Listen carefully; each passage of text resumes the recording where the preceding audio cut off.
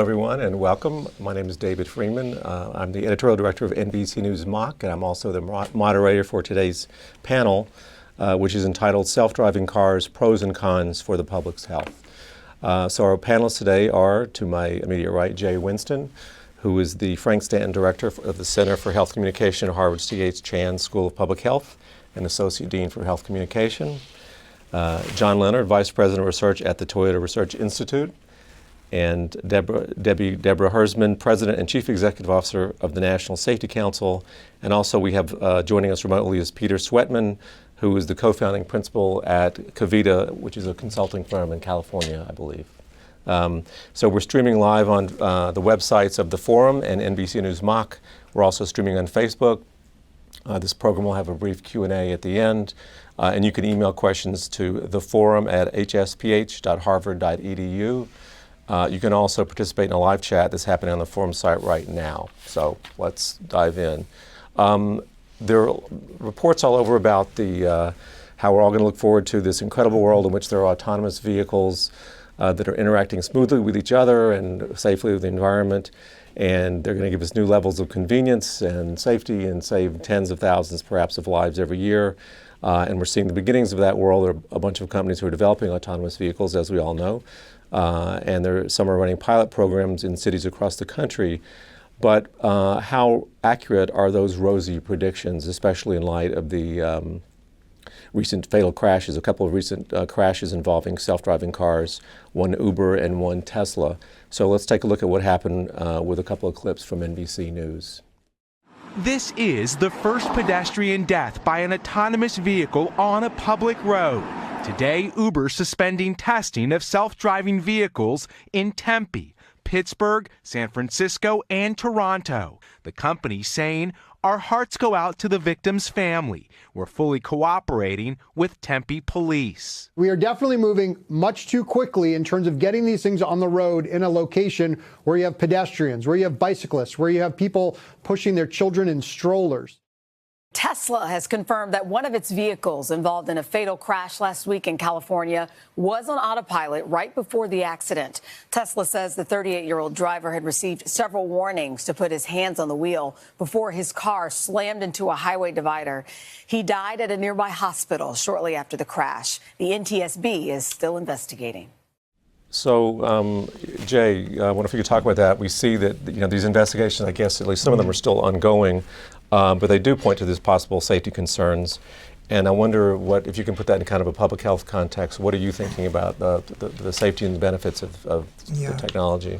I think what we're dealing with now is kind of a combination of hope on the one hand and hype on the other. On the hope side, I mean, there are about an estimated 1.25 million traffic fatalities throughout the world each year, and millions more serious life-changing injuries. So that if we could only get those pesky drivers out from behind the wheel, in principle, we could prevent all of that mayhem. On the other hand, on the hype side, I think both the media and some of the manufacturers and developers have been going a little too far in setting public expectations for what to expect, especially in the short term and in the medium term. I mean, for starters, it isn't true that the average person in their garage is likely to have a self-driving car. That's not the business model that most of the companies are pursuing.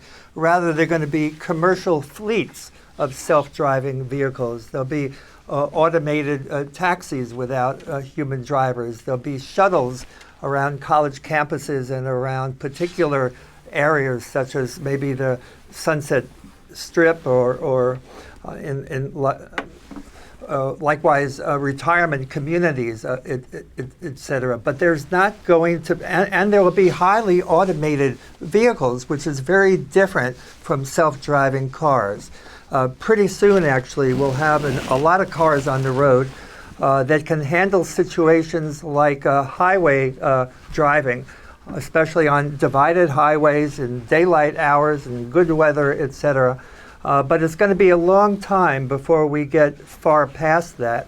It'll probably be decades before we have a critical mass of autonomous vehicles on the road. So, Peter, I mean, do you agree with that? Where are we now with the technology? Well, I think of self-driving as the space race of the 21st century.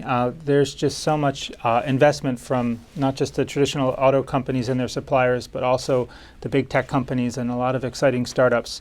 But there are different paths to autonomy, and I think it's important, and we have work to do with educating the public better. That one path we call chauffeur or a level 4 is one definition where the car does all the driving and the human doesn't really have to intervene at all. And that's the approach that Google and their spin-out Waymo are doing. And in that technology, the car really does all the driving, at least in a limited domain, a limited area. In what's called a level 2 system, for example, the Tesla Autopilot or GM Super Cruise, there the human has to monitor the car. And the challenge there is, can the human pay attention sufficiently, especially as these things get better? Paradoxically, you need to intervene less, and that means you're less watchful to take over. So, but the rate of progress has been stunning, and the societal problem of traffic injuries and fatalities is so great that inaction would be criminal. Like, I think we need to, safety is a great motivator to push this technology, but we just have to figure out the path of how to do it in a way that maximizes the benefits for safety, and also increasing mobility for the disabled, the elderly, and so forth. So, excuse me for confusing before. So let me ask Peter. We direct a question to Peter now. The same question to you. Where are we now, and what are we looking forward to here? Thank you, David. Yeah, I guess the intent of automation is to replace most or all of driver functions, that is perception and control functions exercised by the driver. And I think the point to get straight away is there's a tremendous diversity in the technologies that are being deployed and the situations that they're designed for.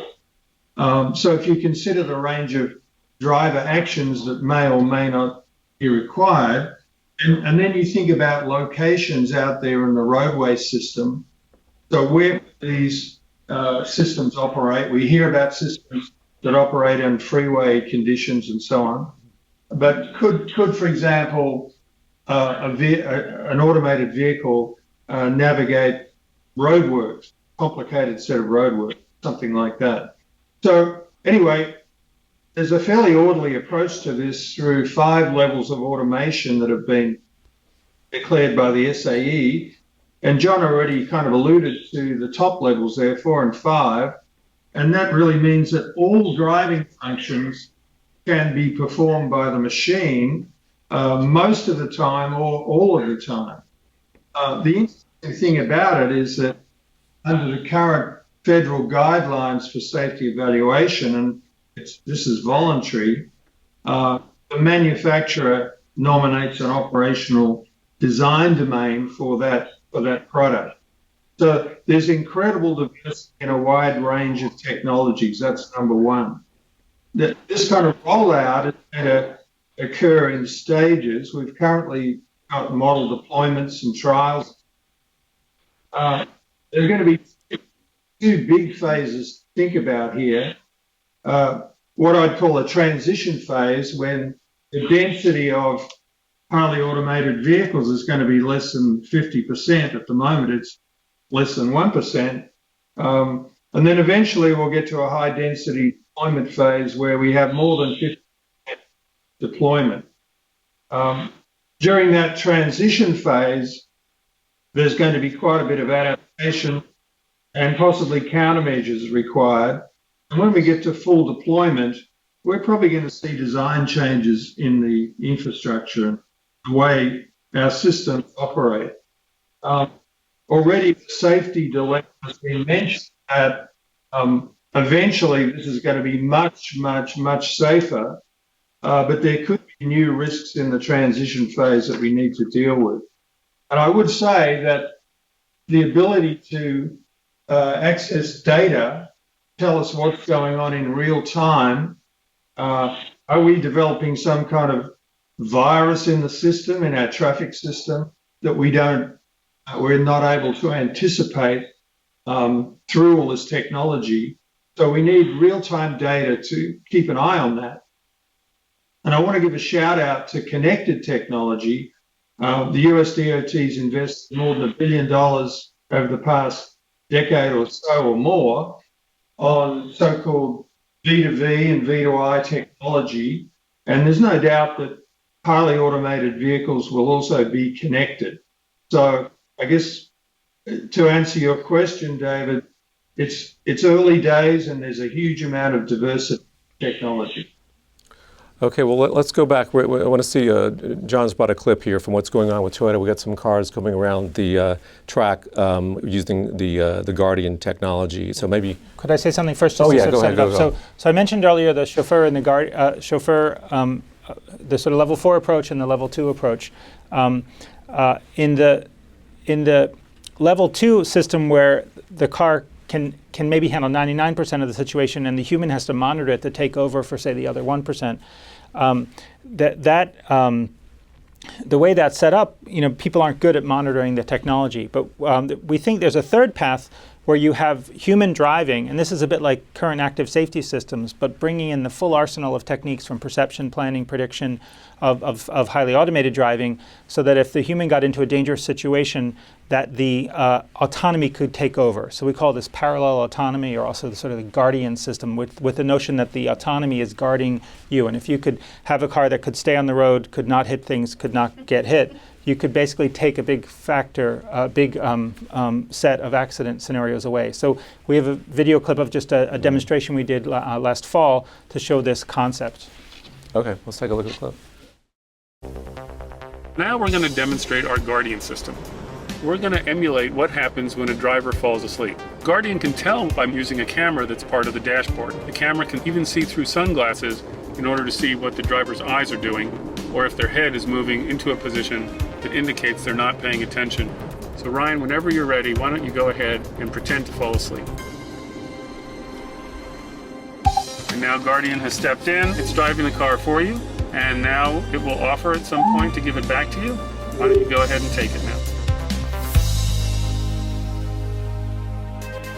One of the most frightening things that can happen on the highway is when a car in front of you switches lanes to avoid debris. You have very little time to react because your view is blocked by the car in front of you. We have sensors that can see significantly better than a human driver can see. The Guardian is going to take over where a car switches lanes in front of us in order to avoid debris. Here that car switches lanes, Guardian decides we have to switch lanes also, and we avoid having a crash. Now Guardian has offered to hand back control, and Ryan has taken control back of the car.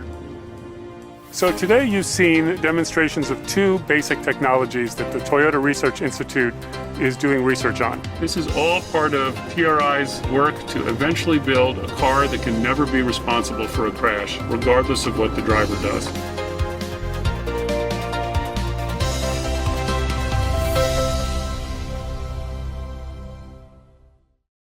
One thing I'll say about that is we added a second steering wheel to the car on the right-hand side. And you might say, if the goal is to get rid of the steering wheel, why did we add a second steering wheel? But we wanted to be able to experiment with this human interaction while still having a backup safety driver. So it's really, we're just sort of trying to explore the space of this different styles of interaction. So it's interesting, and those technologies look so incredible and so promising, but I think that there's, it looks like you've written down the word transition. I wonder about that too. Debbie, your perspective, it seems like there's all different kinds of technology that could be deployed or are being deployed or going to be deployed. What's your perspective on kind of that, how we're going to get there? Yeah, so I think this is a really exciting time. I think the technology that we see in the auto industry is going to evolve more in the next 10 to 20 years than it has in the last 100. And so I think we're on the cusp of something really exciting. From a public health perspective, though, we lose more than 100 people every day in the U.S. on our roadways. This is an epidemic that we need to be addressing, and technology can really help us solve some of these long-standing problems. And so I've got a couple of slides, if you could pull those up for us. So really our question is, how do we get to zero fatalities when it comes to the roadways? Is it possible? What's it going to take to get there? And can technology be a catalyst to make that happen?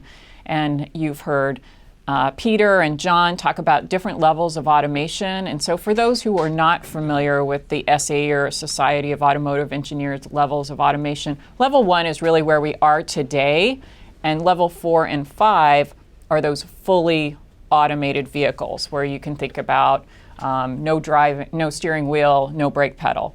But we have a long way to go before we get to full fleet penetration of level 4 and level 5. Jay really talked about it. We're not going to have these in our garage as a consumer anytime soon. There's a lot of irrational exuberance when it comes to that we're going to have fully automated cars. So let's talk about what some of the challenges are. If we can move to the next slide. When we talk about the opportunities that we see with these vehicles, they don't come without challenges. Anytime we level up or we change or we do something different or we have new technology, there are going to be things that we're going to have to deal with. Some of those are known and some of those are unknown, depending on where we are in the kind of lifetime of rolling out that technology. So the first one is really about feature inconsistency. And so we look across makes and models and brands. In California, there are over 50 different companies that have applied for operating authority to test automated vehicles. They're not all doing it the same way. There is no single standard. Even when we talk about our large OEMs, our large auto manufacturers, they do things differently. They have different warnings. Some are haptic, some are visual, some are audible. Which ones are best? How do we make sure consumers don't get confused?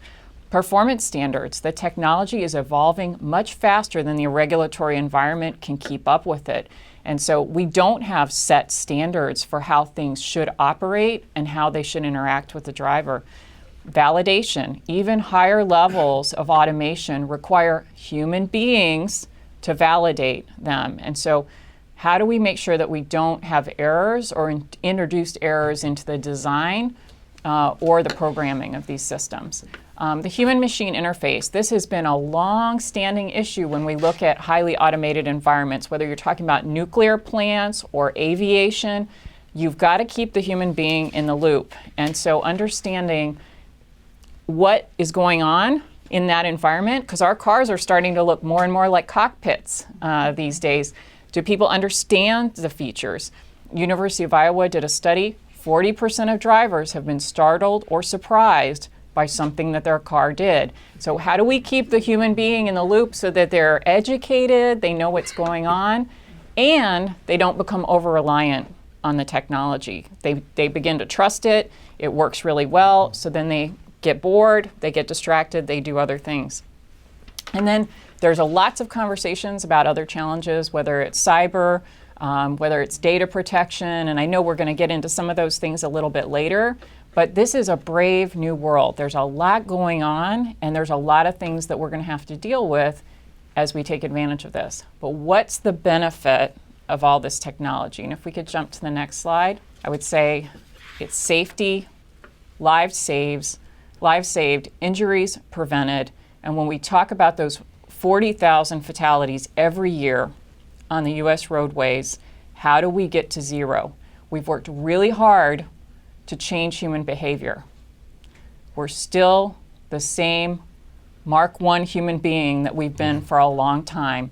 We're still making some of the same mistakes. 30% of our roadway fatalities involve alcohol-impaired drivers. We know this is a problem. We know we should be doing things differently, but we're not. And so when we look at technology, how does technology help us break through some of those long-standing problems and protect us sometimes from ourselves? Lives saved is what the technology is all about when it comes to organizations like the National Safety Council. We don't want people to die on the roadways. We're losing too many, and so many more are injured and have life-altering, debilitating injuries. We've got to do better. So thanks very much. Talking about this transition, and it sounds, the technology is amazing, but it does sound a bit complicated and confusing. And I'm wondering for you, if you could, and maybe John, this is for you first, what do you see? Is this going to be a gradual adoption of all these new technologies on the road, or is there going to be some sort of swift change at some point where everything switches over? I think it'll take a while, and I think there have been studies like new technologies like electronic stability control. Even once it starts being offered in the marketplace, it can take a very long time for a large fraction of vehicles to have that technology. And another thing I think is that people love to drive. People are good at driving, it's hard for me personally to imagine a future where there is no human driving. Like I think that we're going to have the mix of highly automated and human-driven vehicles, and that's going to be around for a very long time. I always kind of assumed that it was going to be illegal to drive at some point. We can't afford the luxury of letting humans drive. Well, but why wouldn't we? Why will drivers be needed if these technologies can be perfected? Well, I've had folks in Silicon Valley say, well, people used to ride horses on the roads, and now they go to horse farms for doing it for pleasure. They'll go to racetracks. But I don't know. I think there's something emotional and in our psyche about the sort of connection with the machine that we have when we're driving that I think, like, I love cars, I love driving, and I think a lot of people are not going to want to give that up. And the challenge, I think, is to bring the safety in to both the human-driven and the fully automated regimes. That's where I feel personally. Peter, I wonder if, what's your perspective on that? Is there going to be a gradual shift to this, or will something happen dramatically at some point in the next few years? Yeah, I think there's going to be a process of kind of connecting the dots. You know, we've got these different trials going on in different parts of the country. We need to learn from something from that and then be able to build it out on a bigger scale. And we need to think about some of the early adopters, and certainly one seems to be shared mobility services, ride-hailing services like Uber and Lyft. So that obviously there's a clear economic case there for them. So there's a big push to go in that direction. But I think the infrastructure side is important because we need to think about where each type of technology can operate safely. And I think we've got a long way to go there. We heard about and we talked about the 5 levels of automation of the vehicle, but maybe there's something equivalent that needs to be developed on the infrastructure side so that we've got some idea about where given the incredible diversity of the capability of these vehicles, we need some consideration of how the infrastructure works. And unless we have some data, we're not going to be in a very strong position. And I think over the past 2 or 3 years, we've seen there's quite a reluctance on the part of manufacturers to share data. So that's going to be an important issue. Well, let's talk about that. Go ahead. I just wanted to say we ought to bring regulation and public policy into the discussion, because how are we going to capture that data, and how are we going to monitor improvements on the safety front, and what criteria should be set that a vehicle needs to meet before it's unleashed on the roads without any human driver in the vehicle at all. You know, California is, I think, doing a first-rate job in obtaining the kind of transparency that's needed to track what's happening with each of the companies that have permits to operate in that state. But we have a long way to go. Should it be a private sector initiative to help establish at least minimum standards? You know, we almost need a medical kind of checkup before a vehicle is allowed on the road. It needs a vision test to make sure it's going to see what it's supposed to see, unlike that Uber vehicle in Arizona that resulted in a fatal crash. We need a mental acuity test to make sure that it knows how to process and analyze data and anticipate future actions, and it needs a neurological test to test its reflexes. And the reason you test on public roads is to learn and improve performance. So we sure don't want to wait until we're nearing perfection, but there ought to, before you unleash these vehicles on the road, but there ought to be some minimum criteria that are agreed upon that'll set a baseline that all vehicles need to meet and all developers need to meet. So are we all test subjects in a giant experiment? I mean, Debbie, what's your perspective on that? Well, I would say I agree with Jay. It's a little bit like the Wild West out there right now. We've mentioned that over 50 companies have applied for operating authority in California. So there's a lot of people who are doing things. They're doing things differently. They're not all transparent about what they're doing. And in fact, only 2 companies, Waymo and GM, have filed with the U.S. Department of Transportation information, this voluntary disclosed information about operating autonomous vehicles on the U.S. roadways. But even when you read that, there's not a whole lot of proprietary information that's contained in these because they're public documents. And so to some extent, they read much like marketing materials, that they are going to be safe and this is what they're focused on. But we've seen in many situations, particularly in TSB investigations, that there are some challenges, and we need to really start drilling down to address this. The problem is the regulatory framework that exists today isn't ideal for an environment where technology is evolving so rapidly that regulations cannot keep pace with what's going on. And if we try to put the technology that's coming out into the current regulatory framework, where it takes 3 to 5 years to get a regulation passed, that technology is going to be obsolete, and we're going to be capping what the potential of it is. We've got to find out how to do this differently. Has someone dropped the ball in terms of regulation? What needs to be done right away? You know, I'd say Jay really raised a good point. How do we create a voluntary environment? But I would say the challenge is there's so much self-interest here, and there's so much competition that I think a lot of the manufacturers don't want to engage in an environment where they're setting, minima or baseline standards, or, sharing what's going on. Because they're doing it differently, and there's not a tremendous amount of transparency at this point in time. And I'd say from a public perspective, that's the challenge. We're used to a regime and a world where we said you have to do things in this format, they have to perform to this standard, you have to show these test results.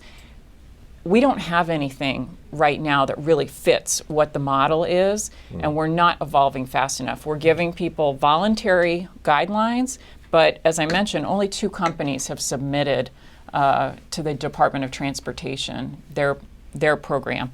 And again, there's not a lot of information even when they do submit. And so I think we've got to figure that out. Well, let me just take a step back in a bit. I mean, is everyone in agreement here that these autonomous vehicles are going to save tens of thousands of lives, get to zero, as you're saying? Are we really going to see that, where people are not dying on our highways and our roads? Jay?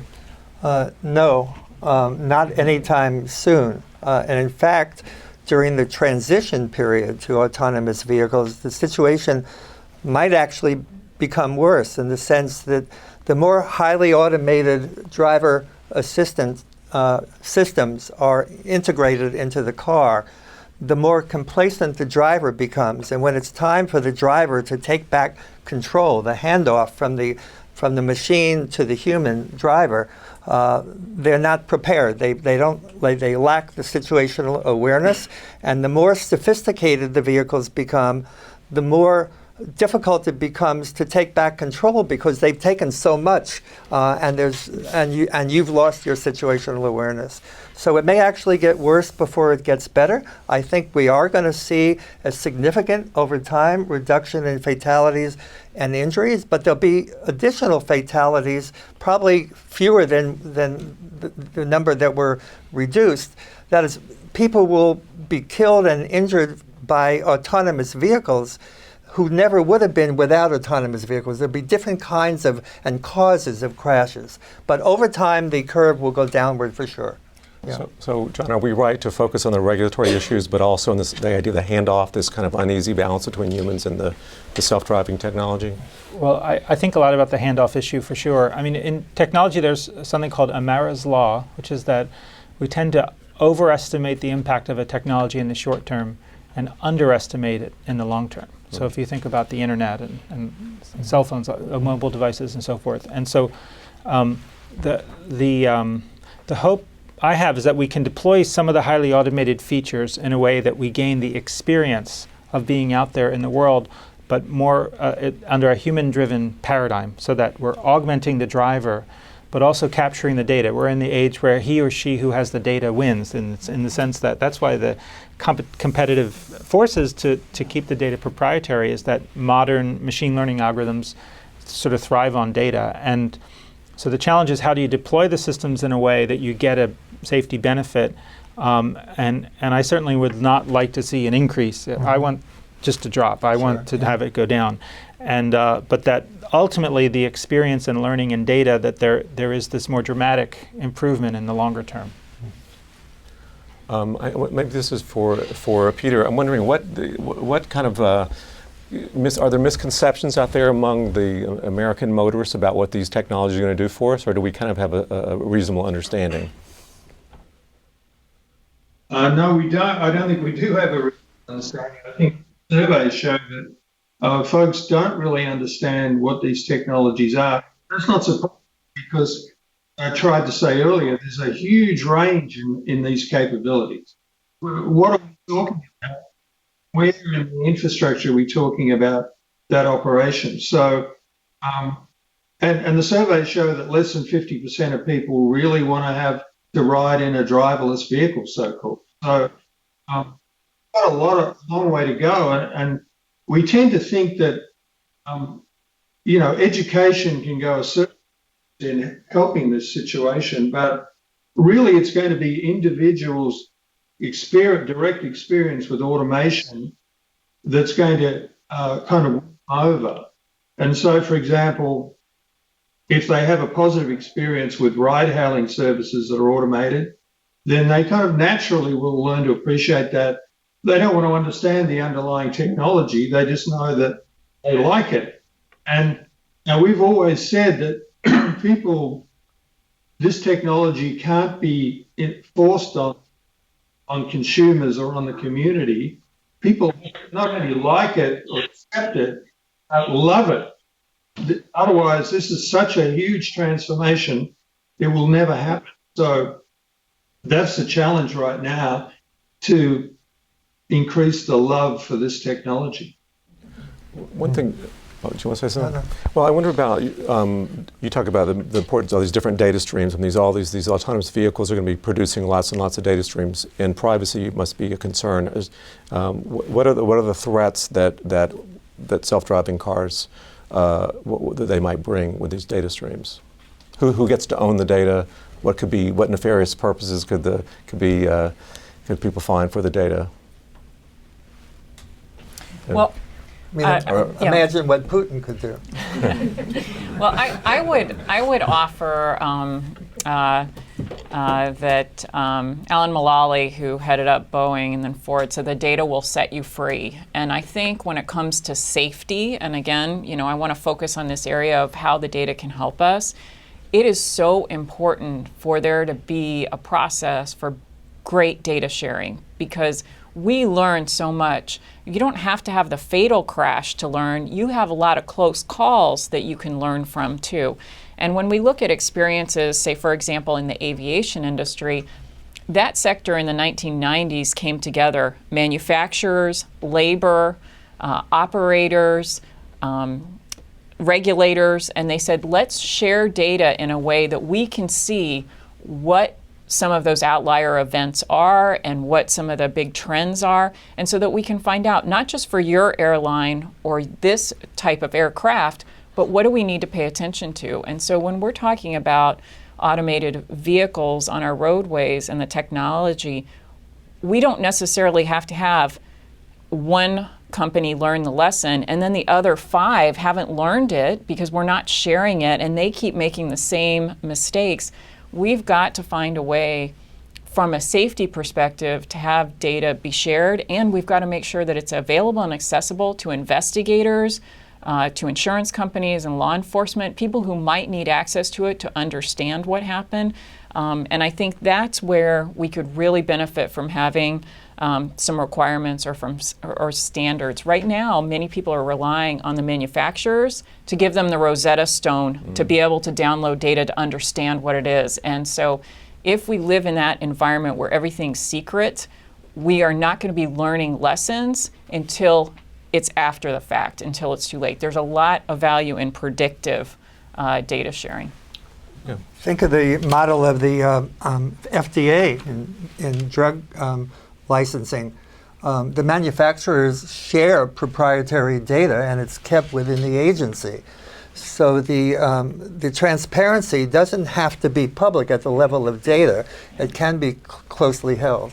That's right. And like as an example, when I worked at the NTSB for 10 years, we did have requirements for sharing of data with us as we were doing the investigation, but we also had requirements to protect it, and so that it wasn't shared. And I think that there are instances where there's tremendous benefit in being able to create an environment that's safe and that doesn't create a competitive threat for people, but it does give us those safety benefits that we so desperately are going to need as this becomes a more widespread issue. Again, we don't want Tempe to learn a lesson or Pittsburgh to learn a lesson and San Francisco and other municipalities not to have information. And so what's happening right now is a lot of small test beds and a lot of small environments that we're going to try to deploy nationwide. We need to have a broader understanding. Jen, what's your perspective? Someone who's involved with the industry, with Toyota. Well, let's see. So I'm also an MIT professor, so I'm on leave with Toyota Research Institute, and the MIT professor in me, data really that drives research is in the public interest. Is just really important to me. I think there are certainly complex issues with data sharing and proprietary nature.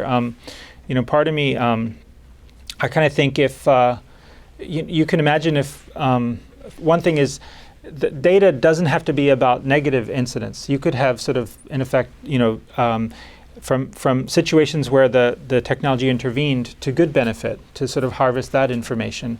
Also the kind of near misses that you mentioned. And also maybe individuals can donate their data if they choose in the interest of the public good. In the same way we might have organ donors, we might have people that are willing to give up information for the benefit of society. Maybe there's a new way to think about this public health conversation, because the benefits could be just so great if we think really how compelling the problem is and we just don't talk about it. Well, I just want to say something. We're talking about public health, which is why we're here, of course. It's easy to think in terms of reduction in fatalities and injuries, but what about downstream or unintended consequences? I mean, we were talking before about workers, drivers will be displaced, professional truckers and so on will be displaced in some ways. What are the things that you all worry about more, not fatalities and injuries, but public health issues downstream from the adoption of these technologies? Anyone? Well, there are over 3 million professional drivers in the U.S., truck drivers, taxi drivers, et cetera, who stand to lose their jobs over the longer haul, or at least their successors do. And so there are going to be dislocations. There are issues there are benefits and costs on the pollution side by having fewer cars on the road potentially. There could be benefits, but on the other hand, if you've got all of these automated vehicles continually circling around waiting for someone to call for a ride, we could actually end up along with the mix of regular vehicles, we could end up with more cars on the road, and the problem could get worse. The only one other thing I wanted to throw into the equation: how many lives could be saved simply through the widespread adoption of highly automated driver assist systems? Could we get 50 and with a marketing campaign to get everyone to want to use them and to pay for them as part of the cost of the car? Forget about autonomous vehicles, just highly automated driver assist systems. Could that get us 90% of the way there, or 40, or 10, or Who's done that analysis? I haven't seen it. Yeah, so there actually are some great studies Okay. in this space, and Carnegie Mellon in 2016 released a study that if we had automatic emergency braking, lane departure warning, and blind spot monitor on every car, we could save 10,000 lives a year. The Insurance Institute for Highway Safety also had an estimate about 10,000 lives saved per year with those three technologies plus adaptive headlights. So people have looked at these technologies that are commercially available today, but the challenge is, and for many years, they've been options on higher level trim lines or vehicles that are at a higher level. And so we don't want safety just to be for those who can afford it. Right, sure. We want safety to be for everyone. And I would say, I'll just share a personal experience with you. I have a 2005 minivan, and my husband and I went to go replace that just a couple of months ago. We have 3 boys. It's a very dirty, stinky Toyota or a 2005 minivan. But we were looking at actually getting a used car, a used minivan, 2015 or 2016 model year, just because of the price point. And when we went and we test drove the vehicle, it didn't have all those safety features that I've been talking so much about. And I said, oh my gosh, this is like, I've got to hold the mirror up and say, am I willing to go for the 2018 model, which has standard on every trim line some of these technologies? And I said, you know what? I have one 17-year-old that's driving. I've got a 15-year-old that's a learner's permit, and I've got a 12-year-old who's going to be right behind him. These technologies are going to be the things that'll save my kids' lives. And you know what? It was one of those moments where we say, how do we accelerate this technology into the fleet, and how do we turn it over faster? Because cars now actually last longer than they ever have. So each decade, they're lasting about a year longer. So the average age of a car in the US now is 11 and a half years old. And so those kind of curves for adoption are pretty well understood. And so for electronic stability control, which is a technology that is awesome and has saved thousands of lives, it was mandated in all vehicles in 2012. We're still not going to get full penetration of the fleet having electronic stability control for decades. So are we going to have this a growing rich-poor divide in terms of the vehicles that are out there on the road? Is that what's going to happen? Is it going to... Well, I think the good news, I think that you're seeing some of the democratization of the technology, that like self-driving is sort of defining this frontier of really ambitious. There's this race to get better and better sensors, and that makes the kind of the sensors that can provide these near-term benefits actually have become cheaper. Cameras are cheaper, radars, and so you can see being more pervasive in fleets, including the lower-cost vehicles. I just one quick question. Again, we have some questions from the audience. But I just wondered, I assume everyone's talked about the trolley problem here, and then the idea of the software is going to be programmed to determine who's going to be saved in terms of when an accident or situation arises. Will some cars protect the drivers, and other cars will protect other people, or will the algorithm become kind of similar across all the models? Or are different cars going to have different weights to who gets saved in difficult situations? Maybe that's for you. Do we have an hour? So I think the goal is to avoid any sort of A versus B situation, that the car should have. My aspiration is to have enough foresight to just stay out of those situations. But it's a really difficult and very difficult question to talk about, as many dimensions. Okay. All right. Well, let's go then do something a bit easier. We go to some questions from the. Do you want to add to that? That's okay. Oh. Well, I would I'm just sorry, say, one of the challenges now, as we talk about outside, inside the vehicle, we're actually doing a really bad job protecting our most vulnerable road users that are outside of the vehicle. And so pedestrian fatalities in the U.S. went up by 10% last year. And so when we talk about these technologies, it's not just about inside the vehicle. It's about pedestrian detection and being able to stop or slow down when you detect a pedestrian, not just a car. And so I think it's important that we keep all those things kind of on the plate and say, this is what we expect from this technology, that's not just going to recognize a vehicle, but it'll recognize a motorcycle, a bicyclist, or a pedestrian. I just read this morning in the local paper here that there was a teen driver who had a learner's permit who ran over and killed a woman, hit another couple and killed their dog, and they're both hospitalized. This was in the paper here this morning, and after the crash, they hit a building after that. They determined that a drug recognition expert, said that they were likely impaired by drugs. When we talk about advanced technology, it's to prevent those kinds of things, those catastrophic events. And those 3 individuals that were struck in the PET, they were pedestrians. Right. And so that's the kinds of deaths that we're seeing on the rise. What can we do better? Right. All right, someone make some questions to the audience? We have a lot of questions, but while we're on that topic, I'll ask one that came in about it. The death of the pedestrian in the Uber accident really raises ethical issues about risk and safety. How will these cars of the future make the right choices on the road, and how much can we trust their decision-making process? How can they be programmed, for example, to make the right choices morally about who to protect in a crash? This is more of a question about moral choices that the technology would make. I would say, I think sometimes when we ask a question like this, human beings, like the situation that I just described, they don't make good choices.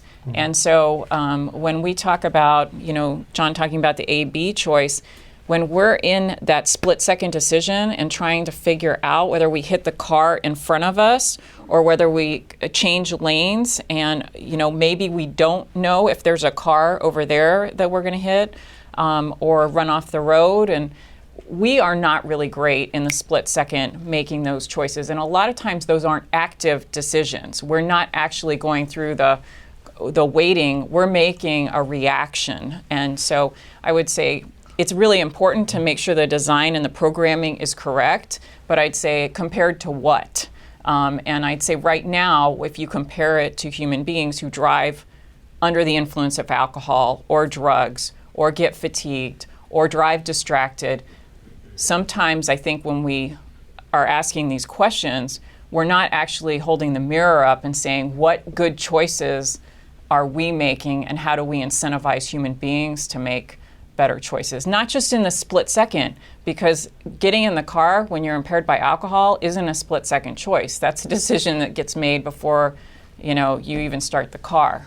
And so I would say, that's not about the programming and the design technology, but I think that question is inherently unfair in many situations because human beings do not make good choices when they get behind the wheel. That's why 94% of fatalities are attributed to human error or human choice.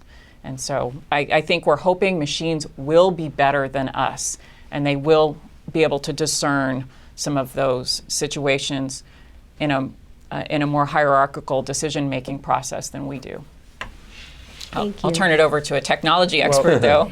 Well, let's see. It's a challenging question, but I think some of the benefits that a machine can have a greater context in terms of, say, driving on a windy road, that there can be this almost foresight and prediction, and using the sort of the history of many cars that drove on that road before to sort of say, basically the car's going too fast and try to slow down before those situations happen. In general, we strive to get really strong detection performance with very few false alarms, and there are statistical ways to characterize how our algorithms work. And I think all manufacturers, groups doing this are aspiring to get really strong performance, with the ultimate aim of using almost kind of superhuman perception, very long sensing range, very accurate discrimination, to try to avoid getting in those situations, in a sense. Great, thank you very much. Thank you. Here's a question from Dana Plude, Deputy Director at the National Institute on Aging. The question of self-driving cars comes up frequently and seems to hold promise for allowing elderly adults to maintain independence for daily activities. But how reliable are such vehicles in inclement conditions, rain, sleet, snow? And are such vehicles operational in rural areas where many elderly live? My understanding is that autonomous vehicles follow routes that are previously mapped out, which seems unlikely in non-urban areas. And we've also had a similar question about the promise of the technology to help people with physical disabilities, if you could address that.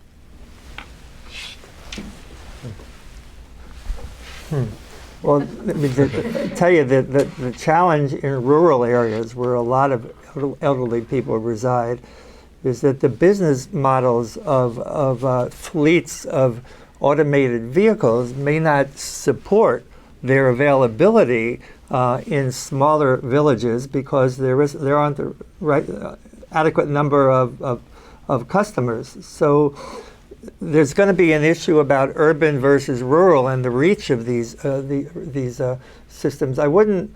The question is kind of worrying about some of the current concerns about inclement weather and snow on the roads, et cetera. All of that will be addressed over time, and so a lot of that will go away as an issue. So if I were him, I wouldn't worry about it yet because the vehicles aren't here yet, and that's the kind of thing that's being worked on. Whether maybe in rural areas people will continue to own self-driving cars, in urban areas they'll just use fleets. Is that what is likely to happen? I mean, well, I think you can distinguish between the mobility as a service market versus the privately owned vehicle market, and they do have very different sort of cost sort of structures. And not to get like I don't really know like the specifics, but you can imagine that in a mobility as a service system, say down here in Boston, you could have more expensive sensors. You could and have a higher utilization rate. And the hope is in the same way that the active safety technology trickles down to the lower cost vehicles, that hopefully the sensors will get less expensive and so forth, that you would get the technology into privately owned vehicles. But certainly weather is a concern, and you can imagine a model where the systems are available when the weather's more favorable and just not available on a day when it snows, and that somehow people adapt to that. Great, thank you. I'm just going to take one more from online. We have a lot of questions, and you can see them all if you go on our chat. I want to have our audience have a chance to ask a question, too. But this one's for Peter from Jeff Larson. Peter, what is industry doing to, quote, increase the love, unquote, for these technologies? Jay Winston went to Hollywood to increase the love for things like designated drivers. Shouldn't industry be doing something similar now? I think this is a question for both of you. But we start with Peter. Yeah, thank you very much. Well, as I said before, I think direct experience is going to make the difference. So if these technologies and the high levels of automation are able to be rolled out in mobility services, and the matter that was just discussed about people having access to these kinds of vehicles and technology. And I want to give some credit to the so-called smart cities movement. And I think it's been one of the exciting things that's happened over the past couple of years. And if you look around the country at the smart cities programs, a lot of them are very concerned about disadvantaged people not having access to hospitals and so on.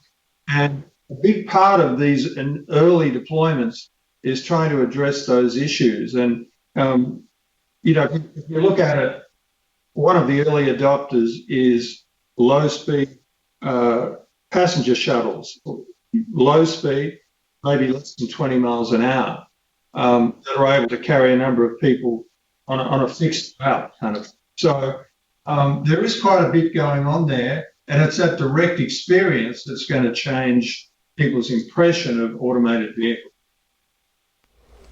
Yes, but I think in addition to that, education and awareness and the modeling of behavior, which we were able to achieve through the designated driver campaign, 160 primetime TV episodes had the characters choosing a designated driver to model that behavior.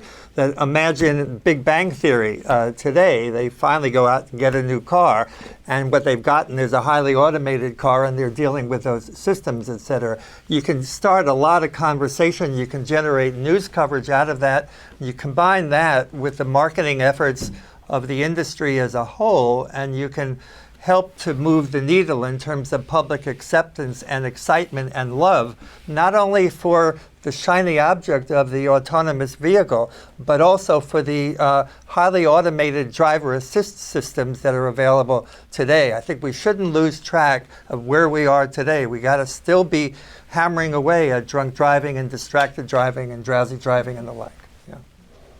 Thank you. I think we're running out of time, but audience, our panelists will be here, and you can come up and ask them questions after the event.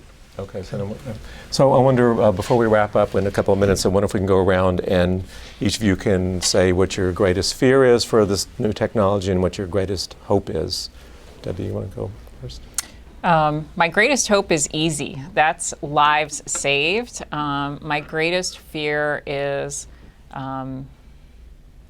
that we won't roll it out in a responsible way, and that will result in setting us back so that the technology isn't adopted to save those lives.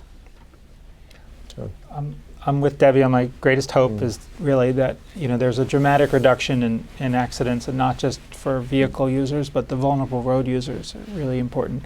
And I guess I have a fear. I mean, I think incidents need to be taken extremely seriously, but there could be a fear that if we somehow that short-term phase when the benefits don't fully accrue, that we don't keep the long-term of the more massive benefits that will come with time in mind. So we have to balance the short and the long term.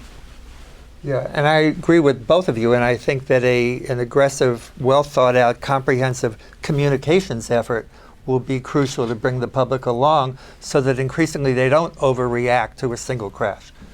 Are we overreacting to the I mean, the fatality is a fatality. Are we overreacting to these things that have happened recently, these accidents? Is that a concern? I think they're very serious, and so every human life is precious.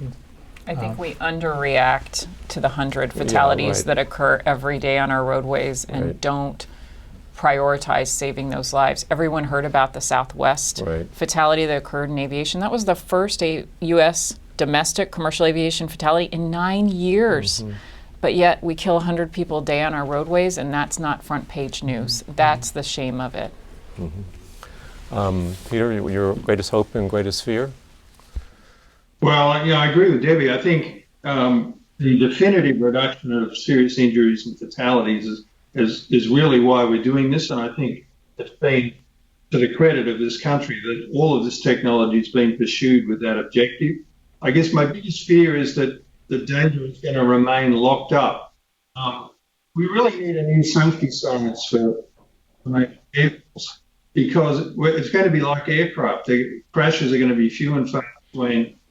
So how do we understand safety of highly automated vehicles? It's through the data, so we need to get out. Okay, all right. Well, I think we're out of time, so thanks everyone. That's the end of the panel today. Thanks to everyone in the audience. Thanks special to all of to our panelists here and to Peter. And just want to let you know that if you want to see the on-demand version of the video of this event, it will be posted, I think, by Monday on the forum's website. So thanks very much. Thank you.